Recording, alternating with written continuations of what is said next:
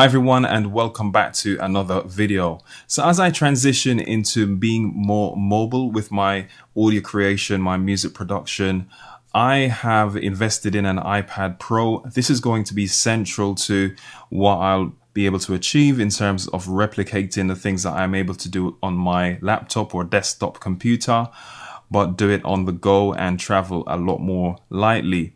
So I'll be showcasing several apps in this series that I'll be trying out and testing out to make sure that I'm able to accomplish this goal of being more productive and being more creative, not just with music production or audio production, but also productivity wise in general with content creation and all the other things that I'm doing for this channel here. So if this is the type of thing you are interested in, please go ahead and hit the subscribe button as well as the bell notification icon, just to make sure that you are notified as soon as a video is uploaded. So in this video, I'm going to take a look at JimAudio's Poison-202. It's a brilliant synthesizer app, which is also it's standalone as well as a plugin, so you can use it with a host DAW, obviously one that is compatible with third-party plugins. So we're going to look at the standalone version and just showcase some of the sounds that it comes with, as well as showcase some of the features that it has here in place as well. So as you can see on my screen now, we have got the synthesizer plugin here. I'll just back out of this so you can see the icon. So that's that icon just there. So it has the basic standard stuff that a synthesizer comes with. But what I like about it so far is that everything is cleanly laid out and very straightforward and very easy to get to. So for example, it's got two oscillators here. So oscillator 1 and 2, you can quickly adjust the parameters in here. You've got your ADSR on the right hand side here, and you've got your waveform that you can select, whether that's a saw, square, sine, etc. What you can do is then use this balance dial here to mix the sounds together from both oscillators. Then you've got your effects section here. Over on the right, I really like the fact that they have so many different effects that you can just use off the bat. So you've got distortion, crusher, I think that's like a bit crusher, chorus, delay, reverb, flanger, etc. You've got your controls here at the top as well that you can easily use to manipulate these actual, whichever one of these effects are selected, which you use this select button here to make the selection that you want. What I'm going to be doing is jumping into some of the sounds that it does come with. For me, any synthesizer or any tool for that matter that I use for music creation especially has to have some really good sounds off the bat. I want to be able to just get into the creative workflow and start fleshing out whatever it is that I have in mind, and having good sounds to start with is what's going to allow you to be more fluent with your workflow, rather than be trying to figure out, oh, what sounds do I use for this? I'm trying to like spend 10 minutes to find, you know, a simple sound for a lead or something of that nature. So I always like to go through the sounds first. So it comes with a bunch of different banks. So you've got A to E. There's quite a few sounds in there made by different people. You can just literally click on the bank and then select the sound that you want. So that's what that sounds like. You've got another lead here, same thing, just a different character to it.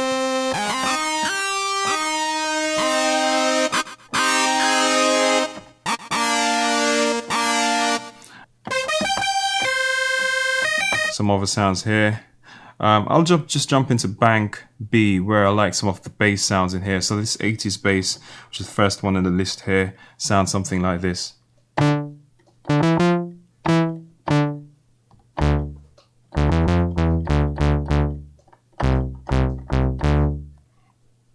We've got this other one.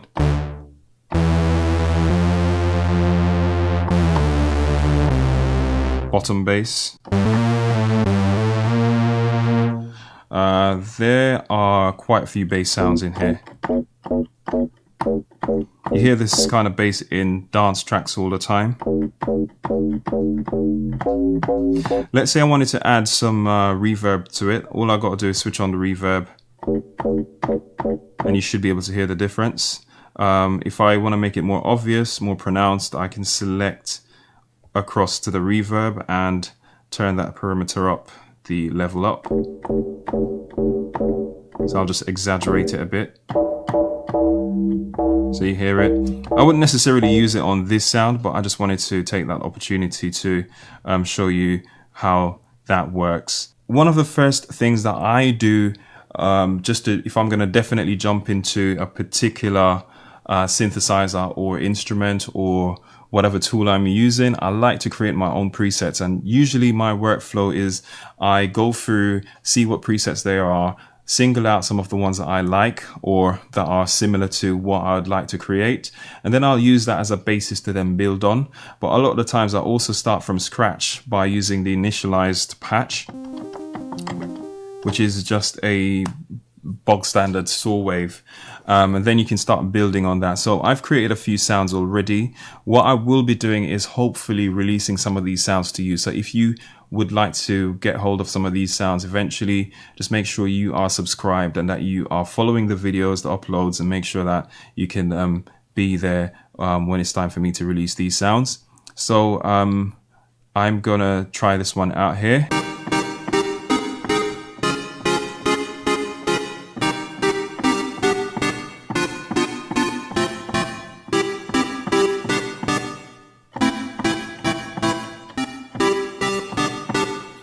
I've got this guitar sound here, so it's like a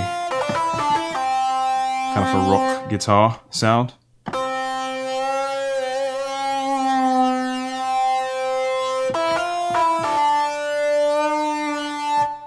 Then I've got a standard bass, it's a sub bass. You've got to have headphones on or have some decent speakers to be able to hear this properly.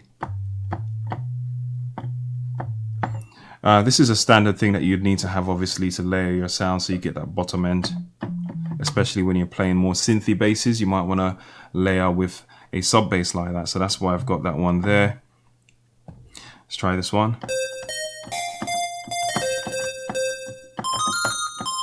Nice sounds there. You could use this with some kind of arpeggiation, so it gives it that kind of flowing melody.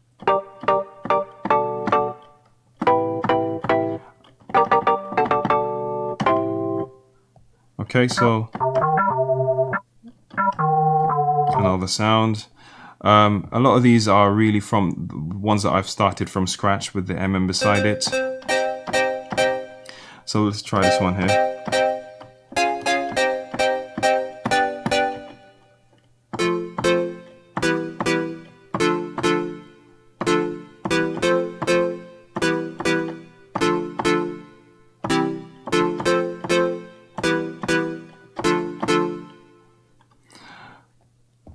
So many different sounds.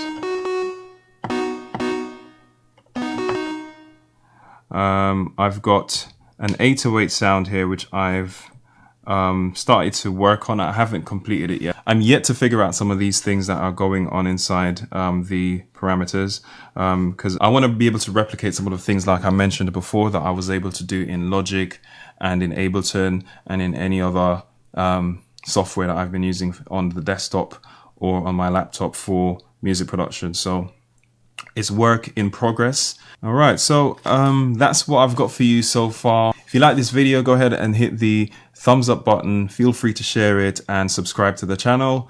And until next time, take care. I'll catch you in the next video.